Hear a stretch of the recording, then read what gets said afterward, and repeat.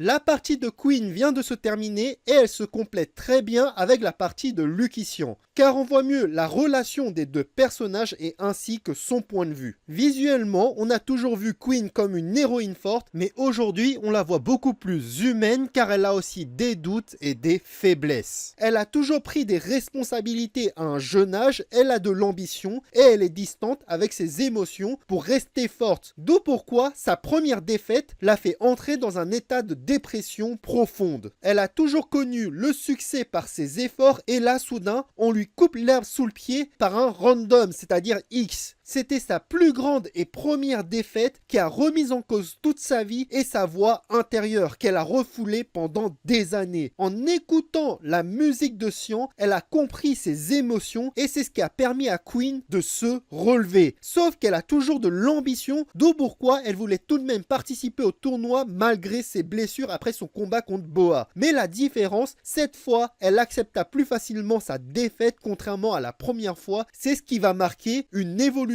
du personnage. On voit bien que Xian a un rôle de support émotionnel pour Queen, d'où pourquoi on voit un attachement des deux personnages. Sinon, Boa, bien qu'elle soit fautive, elle est tout aussi victime de cette société et de ses propres ambitions. Elle a toujours roulé sur le succès et il y a eu une réussite grâce à ses efforts, mais contrairement à Queen, elle n'a eu aucun soutien et elle s'est fait influencer par les médias, puis elle a sombré. Pour le côté de X, j'ai une théorie. Il vient du futur. On a vu sa tour en mode comme si tout était vide depuis des années, voire des siècles. Son pouvoir peut être lié à l'espace et le temps. Au présent, il n'a aucun soutien, mais dans le futur lointain, en ruine, il en a. Donc il a des pouvoirs et son adversaire n'en a pas. Son but est peut-être d'effacer ce concept de pouvoir. Pour moi, il a été envoyé dans le passé pour sauver son futur et il a également reçu le pouvoir de changer les événements, que ce soit dans l'espace ou le temps. D'où pourquoi il y a aussi un passage qui change de la 2D en 3D et vice versa.